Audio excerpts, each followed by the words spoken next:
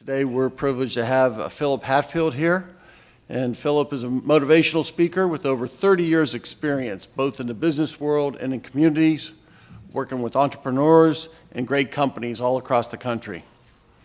But his expertise is realizing that people are the greatest asset and resources the companies and individuals have. As a Zig Ziglar certified presenter, Phillip has spoken all over the world and can help us all achieve success. So please help me welcome Phillip Hatfield.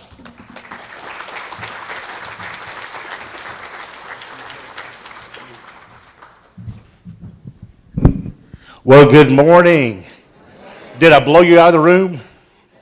Sorry, but I just can't stand behind that thing because it's kind of like a preacher, and I'm just not quite that guy.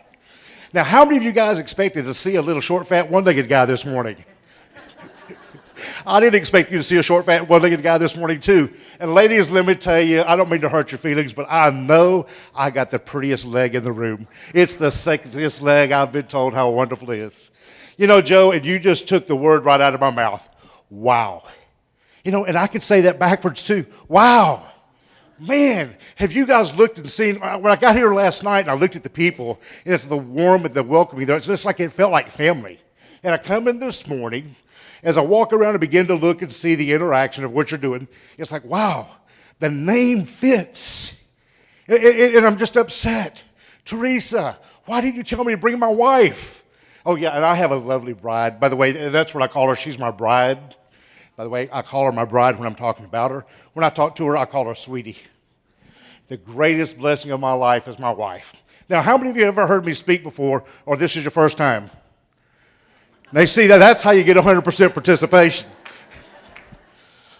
Well, you know, it's a privilege to get here, be here with you. And I jumped on an airplane last night in Atlanta, Georgia. Got here at 8:30. And as I told you, I met some nice ladies on the airplane. Where are you ladies that I met on the plane? There's one of them right there. Pretty nice, pretty warm, pretty welcoming. But as I began to come and find out what you were doing or what your organization's about, it's like, man, this is the best kept secret. Why didn't someone tell me about you guys? Man, this is what I like. And what a presentation.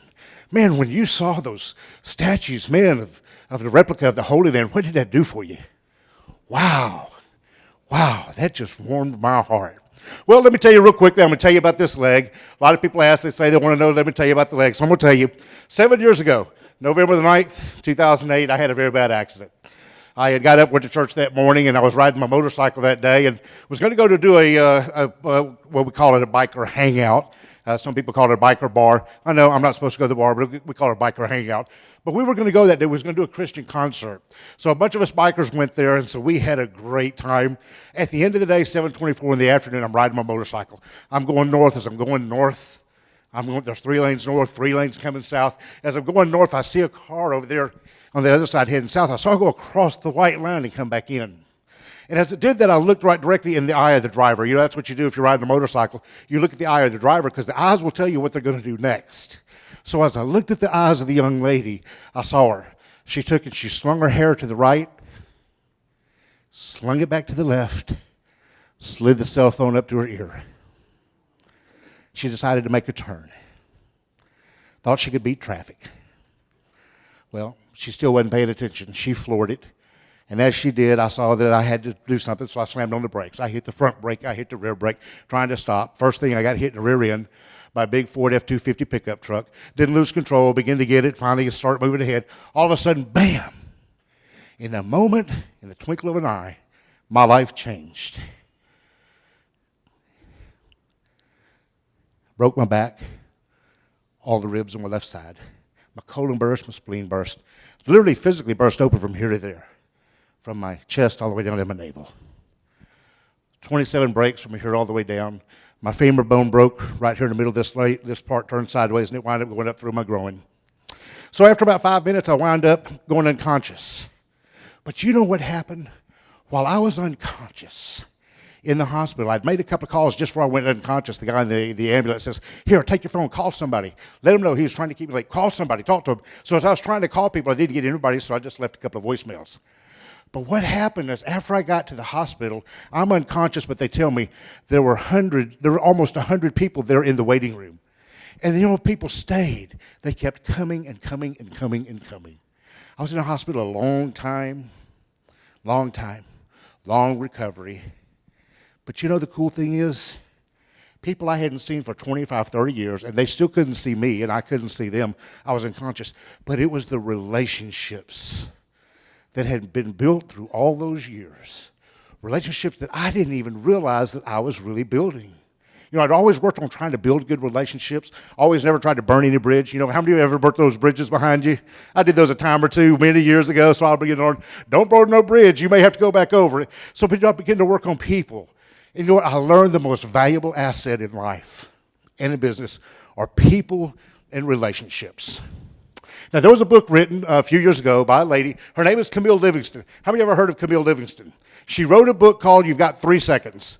She says our brain is so smart that within 3 seconds, we've made a decision if we like somebody or if we don't. Or if you're a customer, you made a decision if you're going to buy from them or not. So our brain is so fast, within 3 seconds, we've already begun to sum people up. How many of you believe that? Well, you say, well, Phillip, I don't believe 3 seconds. Let's say maybe 30 seconds. Let's say 3 minutes. How many of you have been here for 3 seconds this morning? All right. How many? 3 minutes? All right, I've got an activity for you. I'm going to ask everybody. Now, my name is Coach. Call me Coach. Coach, come on. Now, are you going to do what Coach says to do?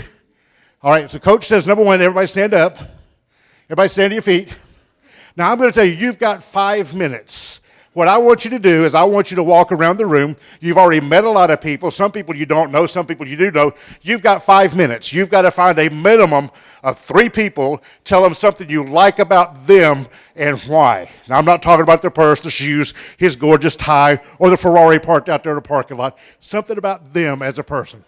Ready, set, grow.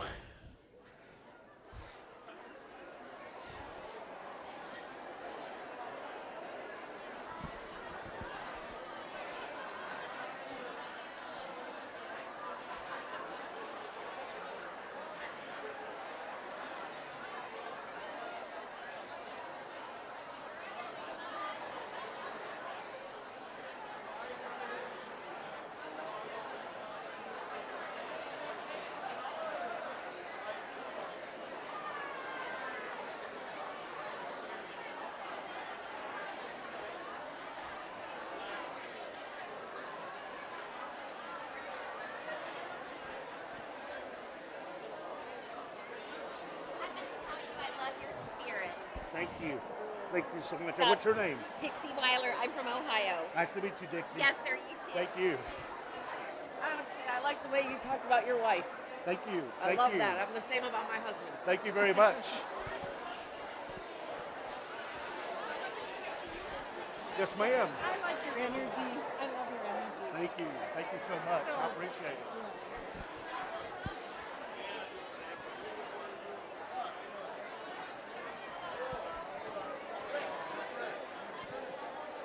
All right, let's everybody come back together.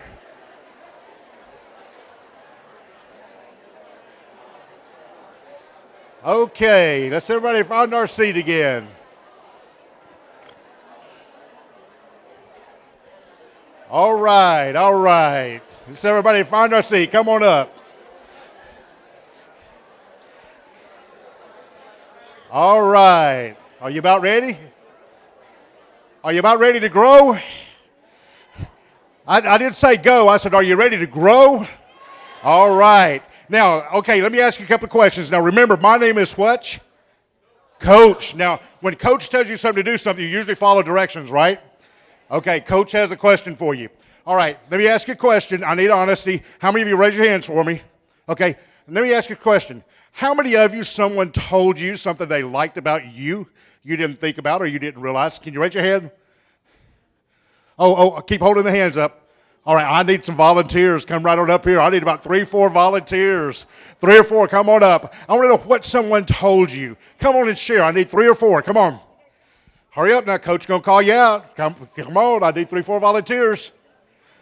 What did someone tell you they liked about you didn't think about or realize before? Come on. I got 2. I need 2 more volunteers. All right, I saw more hands. Oh, I got 3 coming. Come on up stage. Oh, you got to come up stage. You got to come up with me. Oh, you got to come up with me.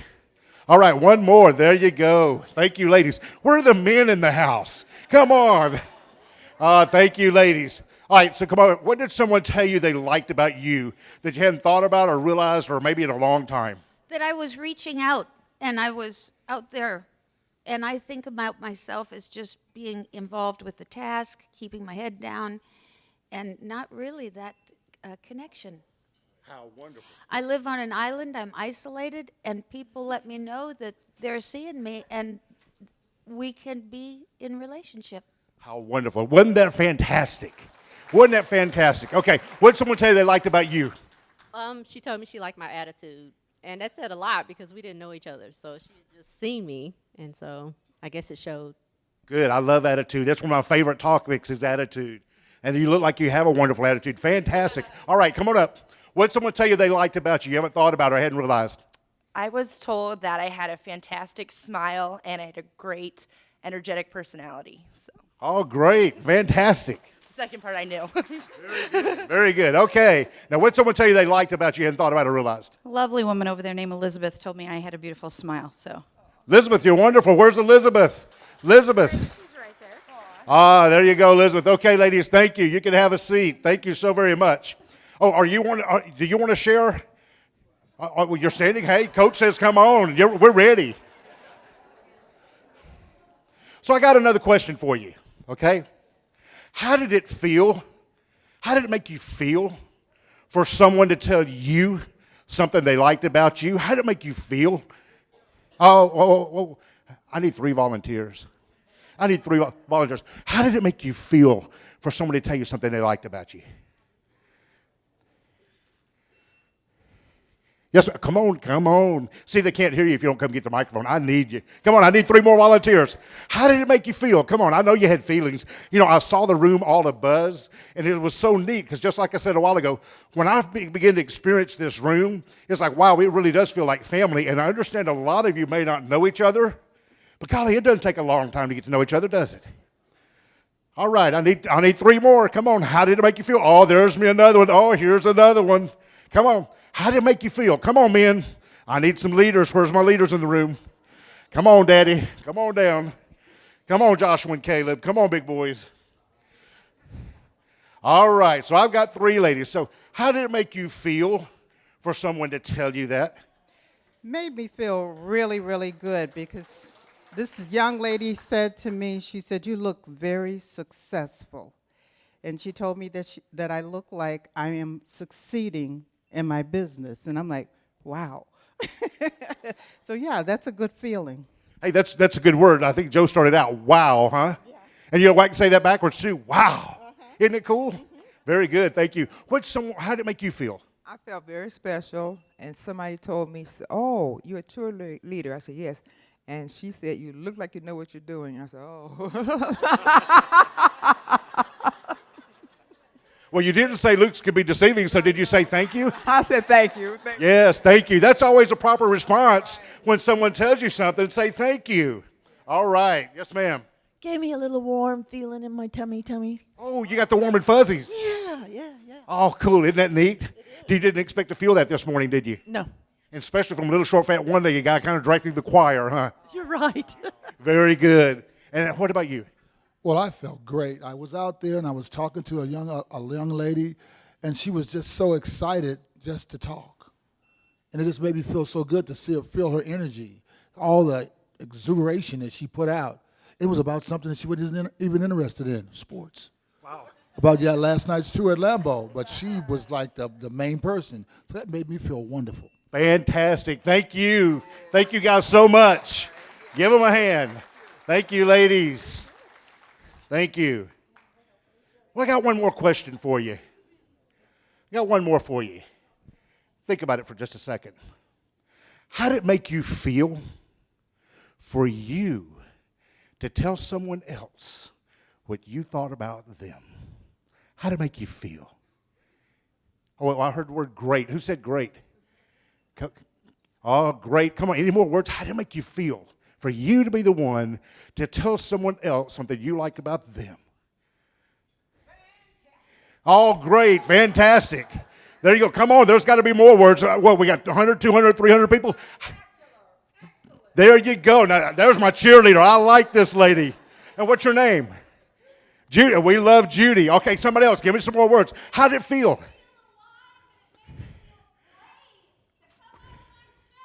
Great, fantastic, fantastic. Made her feel alive, made her feel great. Come on, guys, give me some more. Coach says, give me some more. What? Effervescent. Welcoming. Yes. Wow, very good. Okay, somebody else, give me some more words. There's more than 3-4 words in the dictionary for this. Empowered. Wow, what a fantastic word. Guys, I wanted you to experience that this morning, because what we do a lot of times, we get to know people, but we really don't get to know people. When you think about it, we say hi. Some people go to business networking events, and what are they doing? They're passing out business cards. Well, I'll say that's networking, not working. You know what we need to do, you as a family and your travel family, as you pull together and bond together, really get to know each other. You know, I have a lady that I worked with one time, and I like her, but some stuff just rubbed me raw. She just, one of those people is kind of like fingernails on a chalkboard. You ever experienced that? I love the lady, but just some mannerisms just wasn't there. So you know what I had to do? I had to stop. I had to think about it. I had to say, what do I like about her and why? Because you see, the secret was not that you just told someone that you liked something about them. You told them why. Now I get to do this event all over the country with kids, large rooms, 5,000, 10,000 people. It's amazing the response that you get. I see tears of happiness, tears of joy, because just as the lady back there said, sometimes we never really express ourselves. And it's freeing when we express ourselves, tell other people what we like about them and why. And you know what? Even if there may be something you don't like about them, like the lady that I had to think about, you got to look them in the eye. You got to think of something good. And when you start thinking something good, it kind of keeps making more good thoughts begin to come. It's just kind of like making that list of the pros and the cons, the Benjamin Franklin close if you're in sales. And the more you start looking at the positive attributes of people, associations, organizations, businesses, it changes you.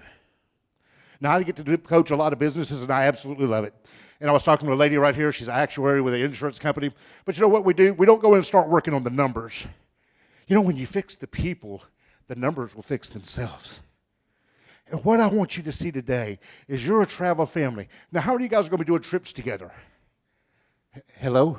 Am I in the wrong room? Did I hear I didn't hear that presentation. So you're going to be doing trips together, right? Am I right? Why, no, Joe, why didn't you tell me about this before I got here? I could have brought my wife. Man, this is kind of neat when you can start doing traveling. You really get to know people, but not that you get to know them for a day or two, but you really get to build relationships, and when you go back home, you start having more connectability, and it's just amazing. As I travel the country, I find people who know someone who knows someone who knows me, or I find people who know someone that I know them. But you know what? Our life is all about relationships, and all that comes with what you started this morning, communication. Simple communication. You know, a lot of times we have communication barriers with our different ages. You know what? Sometimes some of the younger people don't want to talk to the older people. We're kind of old fogies. By the way, I'm only 56. I'm not that old, guys. Come on, you can talk to me. But you know what? It's just being honest with yourself, letting people know what you like about them, what you see in them, because the greatest thing you can ever do is encourage somebody else. And you know, just as that last question I asked you, how it made you feel, I usually get the biggest response out of that, because you know, when you're encouraging someone else, it comes back to you. But it comes back like 5-fold, 10-fold. I can't tell you exactly how much. It's the greatest thing that you can give and give and give. But you keep reaping and reaping and reaping. Just as when I was in the hospital, there I was. I was in the hospital a long time, and they were there taking care of my mom. My mom was almost 80 years old. My dad, 83 years old. Sitting there encouraging my mom and dad. There was a guy who went through a lot of health issues, and he was saying, here's what they do. They'd call in and tell my mom he's got to go to emergency surgery. My mom would say, what do I do? She's 80 years old. She wasn't really thinking right. She was stressed. And here's this young man was helping my mom. A young man. Telling my mom, here's what you need to do, this, and this. And make sure and read this before you sign that, but you need to sign it real fast. You know what? When we look at the value of each and every person and what we bring to the table, there is no age barrier. We're all people. We all have hearts. You know what? And the more that we connect with each other. I noticed as I walked down the hotel last night after I got here, and by the way, I'm the guy that if you see me in the airport, I'm talking to everybody. And by the way, I'm the guy that when I'm in the elevator alone, I'm talking to somebody. They may not be there, but I'm talking to somebody. My wife says I can even talk to a brick wall and make it talk back. But you know what? I've just learned the more you express what's in here for other people and touch their lives, it touches your life and changes your life. But not only that, so many people never hear anything good about themselves. People want to point the bad things they do, the wrong things they do. Now, I've got 3 kids. My oldest is 33. My youngest is 18 years old. Wonderful kids, fantastic kids. I have been so blessed. But sometimes they want to point out some of the things that, Dad's saying that's just not exactly right. But and it's okay. How am I going to receive that message that he gives to me? Now, if I sit there and I shun him and say, oh, son, you don't even know what you're talking about. You haven't gone through life's experiences. How's that going to make him feel? Not very good. I just wrote a book. It'll be coming out in about 3 weeks. It's called Contagious Encouragement. And it starts off with this very premise of what you've just done today. But here's the coolest thing about that. How many of you guys have a pen today? Have an ink pen? Have an ink pen? How many of you guys have paper? Anybody have paper? Here's your task for the next 2-3 days, ever how long you're here. As you go around, I want you to write, I like, draw a blank, put a comma, and then you're going to write because, and you're going to write 2 or 3 lines. And at the bottom, you're going to have a place for a signature. What I want you to do is as you're walking through the halls, as you're seeing people, you may not have the courage to walk up to someone, look in the eye, tell them what you think about them, what you like about them. Write down something you like about them. And you may not have the courage to sign it at first, and that's okay. Because just giving it to them, it says, I like Joe because. I like Teresa because. And you know what? A lot of times we think that the positions at the top, that they got all the answers. Really, a lot of times it's not. A lot of times those top positions are the loneliest positions. I have a buddy, he passed away about 2-3 years ago. When he was a young man, he was a page in the White House back in the 60s. And he said as a page, even though they had all the cleanup guys to clean the janitor guys to clean around the president's office before they left, his final job was to make sure there were no ashes in the ashtrays, no cigarette butts, no paper anywhere. His job was to quietly, not be seen, go by the president's office, pick up all that stuff in the hall, and move down the road. Well, as he was picking up the stuff out of the ashtray, he just glanced in, and he saw a president sitting there with his elbows on his knees, his head in his hands. He heard the noise, and he looked up. He saw the young page. He said, come on in, young man. Come on in. As he come in, he and the young man had about 2 minutes, 3 minutes of conversation. In just 2-3 minutes conversation, he said, I don't know what happened. I don't know why. But all of a sudden, his whole demeanor changed. He started getting more erect. Then he stood up and he shook his hand. He says, thank you, young man. I now know what to do. And he said, you can leave now. And the young man left. That was President John F. Kennedy. Now, how cool is that? We know he had some pretty tough decisions to make, don't we? Dealing with the Cold War and all that. But a young man just having conversation. Sometimes us just talking to people, we don't have to give the answers. We don't have to give the advice. We just tell people what we like. And then we give them encouragement. Encouragement is the greatest tool you have. And if you want to build long-lasting relationships, I mean real relationships, not superficial relationships. Build relationships, start talking to people from in here, not up here. Move it from here. Move it down about 6 inches. Start talking from your heart. Look them in the eyes. And you may not like something, but don't think of that. Look at them and say, you know what I like about you? I love your big heart. I love that you're an encourager. I love that you have a good smile. I love that you're a leader. When you start letting people know that, they start seeing things inside themselves and start validating themselves. And isn't that neat? When we get to be the catalyst to help change people's lives. And by the way, it's not you doing it. It's him through you, just like a conduit. But when you get to be the catalyst that's used to touch lives, change lives, And if you don't think that that's true, let me tell you a quick story. I did this about 5 years ago in a church. Young man was with his mother. He was sitting there. He was working on his little iPad. Mom was sitting there doing her stuff. I got a call 2 years later. She says, Phillip, you don't remember me. But I was there in the audience. I said, yes, I remember. Yes, and you came and talked to me. I told her about her son because it was very much something you could remember. She said, yes. She said, Phillip, he really loved your talk. And he always wanted to come meet you, but he never called. He never reached out to you. I always told him to, and I should have done it. But she said, Phillip, last month he committed suicide.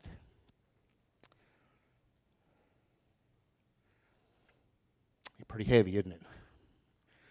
But she said, Phillip, here's what I need you to do for me. You're there in Dallas. His best friend is still in such deep depression from losing his best friend, not feeling like anybody cares about him. Will you talk to his best friend? I said, absolutely. Give me his phone number. I worked for the Zig Ziglar Corporation. I was sitting in the office. I picked up the phone and I called 30 miles away, Denton, Texas. Got the young man on the phone. You know what I did? I talked to him a few minutes, but I got in my car and I drove to Denton, Texas. And as I drove to Denton, Texas, I said, just what can I do to encourage this guy? What can I do to make a difference in his life? And just sitting there listening to him a little while, letting him talk, he could give me so much ammunition of stuff that I liked about him. Stuff that you could see that he couldn't see himself. Sometimes we get that cloud. Guys, as you build this family, as you build this, what you're doing with your travel group and that stuff, as you build this, build real relationships, long-term relationships. Age doesn't make any difference at all. It doesn't matter if you're Generation Y, Generation X, or what generation you are. We all have a heart. It's simply communication, treating people like we want to be treated. I got a quick little PowerPoint I want to show you. I had a lady say something about attitude a while ago.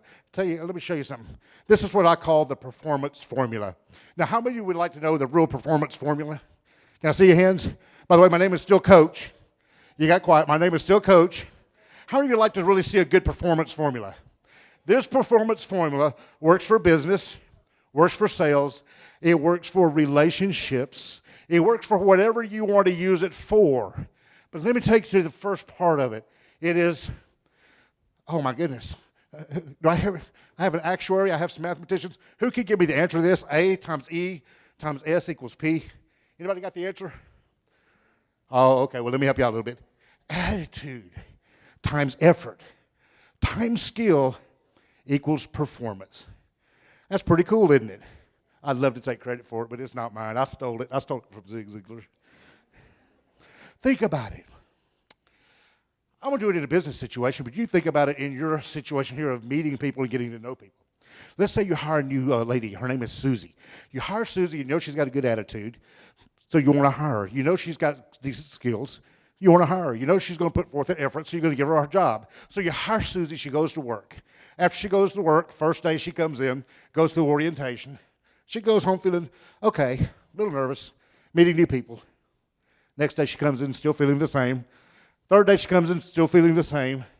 Fourth day someone starts talking to her, letting her know a little bit of what they like about her, how they encourage her. And all of a sudden, you begin to see her kind of perk up a little bit. Confidence begins to build. She begins to grow. She begins to see, wow, I have value. There's things I can do in this organization. But let's look at this part of the formula.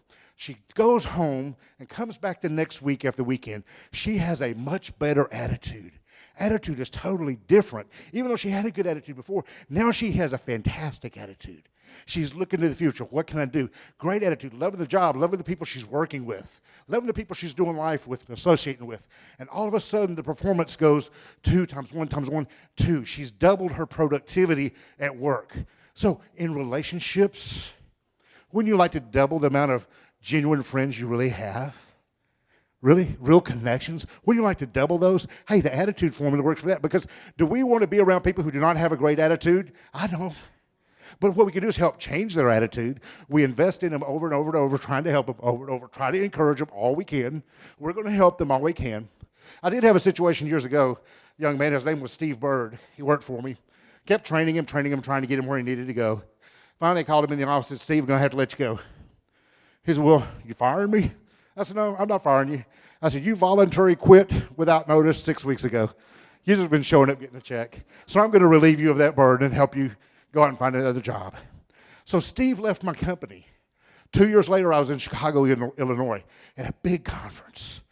And as I get to the conference, I hear this voice all across the lobby, Phillip Hatfield, Phillip. He comes running up. It was Steve Bird. Steve, how you doing? He looked different. Man, I am doing fantastic. I have to tell you, the talk you had with me when you fired me, the greatest talk anyone gave me. I had to look at myself and see what I was doing. He said, it's now been 2 years. I'm now the vice president and general manager of a large corporation within 2 years. You know what? It was bad to let him go, but I had to let him go so it didn't taint the other people around. But you know what? You don't want to be that person that has that attitude in this group. As you're traveling, you get to know other people. You don't want to be the person that has that bad attitude. You know, things can go wrong on your trips, right? I take trips. Things go wrong. Matter of fact, I got to the airport. I got on the airplane 5 minutes before it took off last night. Things go wrong. I travel on airplanes all the time. By the way, that's usually the way I fly is in an airplane. But let's look at it. So now Susie, she's got a great attitude. But now that she's putting forth more effort, because she has a better attitude, she says, hey, I'm going to give it a little bit more.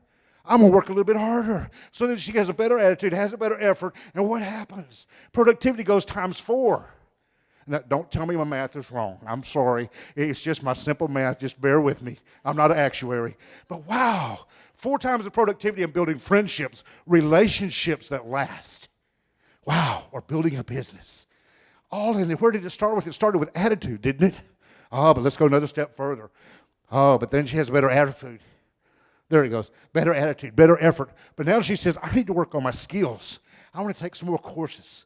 I want to start listening to Automobile University. How many of you guys know what Automobile University is?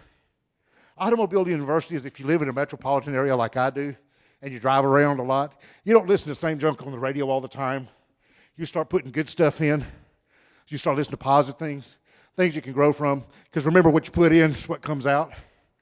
As Zig always says, you are where you are and who you are by what has gone into your mind. You can change who you are. You can change where you are by changing what goes into your mind. It starts with attitude. Attitude helps you to build those relationships. All of a sudden, 8 times the performance. 8 times the performance of deep relationships, deep friendships, deep productivity in your work. More sales at work. Think about that. Could you not handle 8 times more friends than you have today? People who love you and care about you? I could.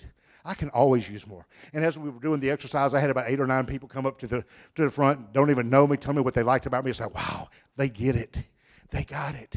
It only takes 3 or 4 seconds to look at someone and say, hey, there's something valuable in that person. It's like, wow, that made me feel good. I didn't expect them to come up, but wow, it did a lot for me. It changed my attitude even more. Well, let's go a step further. Oh, let's say attitude gets even better. Effort gets better. Skills gets better. All of a sudden, 27 times. 27 times the productivity. Now, how many of you would like to have 27 times more deep friends, deep relationships, people you love, people who love you? Now, that is a network. That is a family. That is building a family. And isn't that what this is about? Isn't the name family? Isn't that what we're doing? Oh, but then let's look at it a little bit further. You know what happens? You put one negative number, right? One negative number, they all go negative. We go back to the 2 times formula.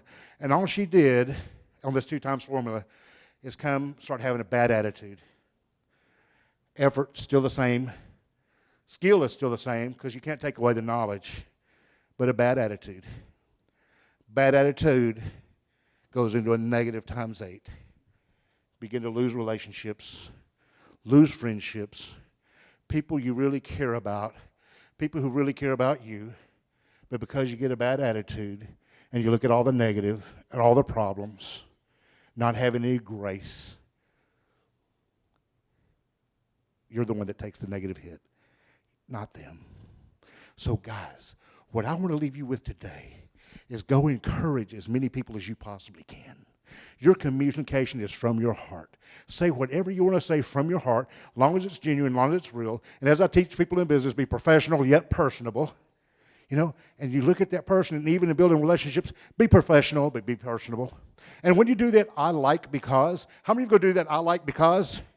Okay, I need 100% participation. I need to see how many hands. You're going to write, I like blank. You're going to write their name in there. You're going to write because. Then you're going to write what you like about them. And then you're going to sign it, right? How many are going to do that? When are you going to start? Today. You're going to start as soon as I get off the stage, right? You're going to start telling people what you like about them and why. Now, gentlemen, if you come up and there's a lady you don't feel comfortable saying what you like about her, and you better not tell my wife what you like about her. But you know what? You could change it to say, I respect. I admire. You could change that word. Changing the word does a little bit of difference there, but doesn't it do the same thing? When you know you're admired, and they say that's the number one thing that men want to know that they're admired. You know what? How cool is that? So you send a note to your boss, I like you because. Then a couple of weeks later, you change it to, I respect you because. You know what? Respect is hard to earn, isn't it? I don't give respect. You earn my respect. But when you earn my respect, you've got a man who loves you, cares about you, and will do anything for you. Guys, the number one thing you have with communication is your attitude and your encouragement. Don't stop. Don't ever stop. I want to tell you one story before I get off stage. When I finally got back to work several months later, I walked into my office. I finally got my leg.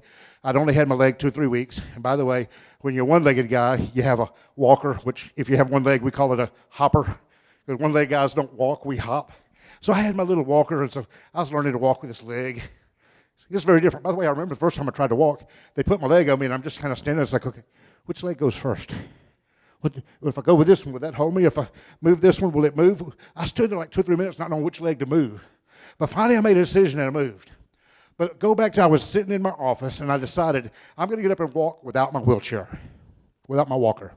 So I get up out of my desk and I'm taking baby steps, coming all the way through, getting all the way up to the lobby. I get in the lobby, I get right up there, I stop for just a minute, and I panic. Plate glass door right in front of me. I look up, there's the cutest little blonde-headed girl, about 4 years old, pigtails, beautiful little girl. Her brother was right behind her. He had one of those hero dolls. You know, one of them guys, you move his arms, move his legs, he was there. Then there was mom, then there was grandma. Wait, mom and then grandma. Not mom, then grandma, mom, then grandma. And they pulled the door open. The little girl looked, she came in, she looked at me, she looked at this leg. Her eyes got big as saucers. They were huge. She looked at me, she took 3 steps, and she leaped. She literally went in the air, and bam, she landed right in front of me on the floor. She reached and grabbed this pole on my leg, and began to move it around like this. Mommy, look, it's a transformer.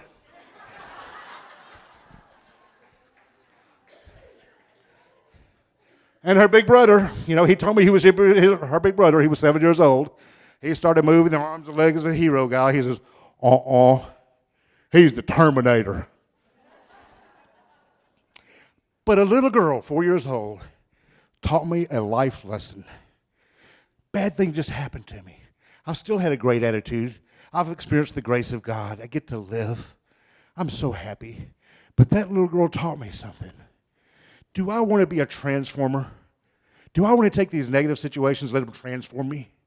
Or do I want to take these negative things and let them terminate my goals, terminate my dreams, terminate my ambitions? Do I want to look at all the hard things to get up and get around, or do I want to look at the benefit of getting up, getting around? I got a call yesterday at 4:30 to try to be here. I was on my way to Dallas, Texas this morning. I said, well, I can't go because I've got a flight in the morning to Dallas. I'm speaking tonight in Dallas, by the way. So I said, well, I can't do that. She says, Phillip, I really need you. I said, okay. So then I decided, I said, okay, get me there. So I was going to go home and go to the place I was staying and get my luggage. I didn't have time. I just drove straight to the airport. I got on the airplane 5 minutes before it took off. You know what? It was tough. It was hard. My body hurt. I'd done worked all day. I was in the traffic trying to run through airports, and finally I had to get a wheelchair because my back was hurting me. My leg was hurting real bad. So I got in a wheelchair, and I had him push me to the gate. Then I got here. Then I had him push me out in the wheelchair. You know what? Yeah, obstacles come. Life gets hard. Things get tough. But do you want to look at the negative things, or do you want to look at the positive things of, wow, I get to get on an airplane. I get to go here. I get to talk to these people. I get to try to encourage them. I get to be the one that tells you what I like about you. And do you know what I like about you? Because I see the potential of what you're doing. And I love what you're doing with your travel thing, with doing the family thing. And, buddy, I just absolutely love your presentation. I gripped my heart. By the way, I was 39 years old before I accepted Christ. My life changed. Guys, I want to ask you a question. My name is Coach. Got to give me an answer. Do you want to be a transformer or do you want to be a terminator? Do you want to be a transformer or do you want to be a terminator? Do you want to be a transformer? Guys, I haven't heard it. Stand up. What do you want to be? Come on, stand up. Wake up. What do you want to be? Stand up. Transformer. God bless. Have a great day. Thank you, Joe.